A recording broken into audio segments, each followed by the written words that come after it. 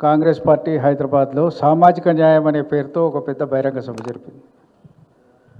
సామాజిక న్యాయం వైపు తన అడుగులు వేస్తున్నట్టు అందరినీ నమ్మించే ప్రయత్నంలో భాగమే అది. వాస్తవంగా బీసీల రిజర్వేషన్ మొదటి నుంచి వివాదాస్పదం చేస్తున్నది కాంగ్రెస్ పార్టీ మాత్రమే.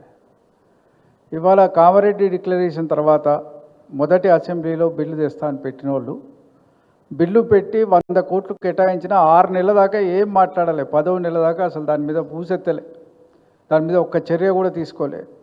వివిధ రాష్ట్రాల నుంచి ఎక్స్పర్ట్స్ వచ్చి ఎట్లా చేయాలో చెప్పినప్పటికీ కూడా వాళ్ళ సూచనలు పరిగణలోకి తీయకుండా బీసీ కమిషన్నే డెడికేటెడ్ కమిషన్గా 10th మంత్లో ఒక జీవో ఇష్యూ చేసినారు.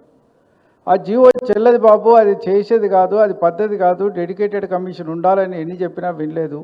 మేము లేఖలు కూడా ఇచ్చినాము, ఈ పద్ధతి కాదని చెప్పినా కూడా వినలేదు. చివరికి హైకోర్టు మొట్టికాయలు వేస్తే దాన్ని మార్చుకున్నారు. మార్చుకునేటప్పుడు కూడా చెప్పినాం, ఆర్టికల్ 340 కింద ఒక డెడికేటెడ్ కమిషన్ వేయాలి. అట్లా వేస్తేనే స్థానిక సంస్థల ఎన్నికల్లో మన రిజర్వేషన్లు పెంచుకునే అవకాశం కూడా ఉంటుంది, విద్యా ఉపాధి అవకాశాల్లో కూడా రిజర్వేషన్స్ పెంచుకునే అవకాశాలు ఉంటాయని కూడా చెప్పినాం. వాటిని కూడా వినలేదు.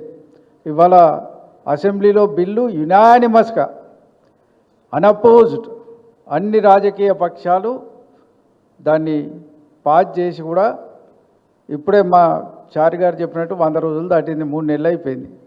3 నెలల చేసిన పని ఏంటంటే పాస్ అయిన రోజు అసెంబ్లీలో అందరిని పిలిచి సన్మానాలు చేయించుకున్నారు. తెల్లారి ఢిల్లీకి పోయి ఓ ట్రైన్ బుక్ చేసి తీసుకుపోయి ఢిల్లీలో ధర్నా చేయించారు. అంతకుమించి చేసిన కార్యక్రమం లేదు. ఇప్పటి వరకు దాని మీద కరెస్పాండెన్స్ లేదు. రేపు పొద్దున జీవో జారీ చేస్తే కూడా అది గవర్నర్ పేరు మీదనే రావాలి. మనం చేసే పరిపాలన అంతా గవర్నర్ పేరుతోటే చేస్తాం మనం. మరి గవర్నర్ ఆ బిల్లులు ఆమోదించకుంటే వారి పేరు మీద నువ్వు జీవోల జారీ ఎట్లా జరుగుతుంది, ఎట్లా అవుతుంది, దానికి ఉండే చట్టబద్ధత ఏమిటి అనేది కూడా ప్రశ్నించుకోవాల్సిన అవసరం వస్తున్నది. దయచేసి ఇప్పటికైనా మేము కాంగ్రెస్ పార్టీని కోరేది ఏమిటంటే, మీరు చేసే పని చిత్తశుద్ధిగా చేయండి. మరి చిత్తశుద్ధి లేని శివపూజలు ఎలా అని మనకు ఉన్నాయి. ఉట్టిగానే బీసీల పాట పాడుతూ మీరు దానికి భిన్నమైన పద్ధతిలో చేయకండి. ఆల్ పార్టీ డెలిగేషన్ని ఢిల్లీకి ఇప్పటికైనా తీసుకుపోండి. ఇప్పటికైనా కేంద్రం మీద ఒత్తిడి తేండి. ప్రధానమంత్రితో అపాయింట్మెంట్ తీసుకోండి.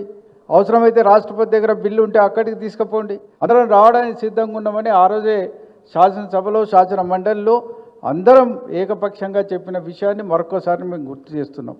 ఇవాళ కాంగ్రెస్ పార్టీ ఇప్పుడే కాదు, స్వతంత్రం వచ్చిన నాటి నుంచి కులగన్న చేయకుండా ఎవరున్నారనేది రికార్డు ఉన్నది. మరి వాళ్ళే ఆ రోజు కూడా 1951లో మరి కులగన్న చేయకుండా అడ్డుకున్న పరిస్థితి. ఈవెన్ ఆ రోజు మన బీసీ కమిషన్ వచ్చి అన్ని నిర్ణయాలు చేసుకున్నాక కూడా మరి మధ్యలో మరి ఇందిరాగాంధీ గారు అధికారంలోకి వచ్చిన తర్వాత దాని మీద ఏం చర్యలు తీసుకోకుండా పరిస్థితి.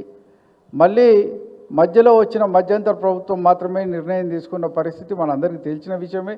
ఇప్పటికైనా కాంగ్రెస్ పార్టీ మాయమాటలు చెప్పకుండా ఇప్పుడే పెద్దలు చెప్పినట్టు అన్ని పదవుల్లో వార్డు మెంబర్ నుంచి మొదలుకొని జిల్లా పరిషత్ చైర్మన్ దాకా, మా కార్పొరేటర్ కౌన్సిలర్ నుంచి మున్సిపల్ చైర్మన్ల దాకా, అన్ని మేయర్ల వరకు అన్ని స్థానిక సంస్థలు బీసీలకు ఏమొస్తాయో పత్రికాముఖంగా మొదలు ప్రకటించి ఇది బీసీలకు రిజర్వ్ చేయబడ్డాయని చెప్పి జీవోలు జారీ చేసిన తర్వాతనే ఎన్నికలకు పోవాలి తప్ప ఇంకో విధంగా కాదు అని చెప్పి మేము డిమాండ్ చేస్తున్నాం.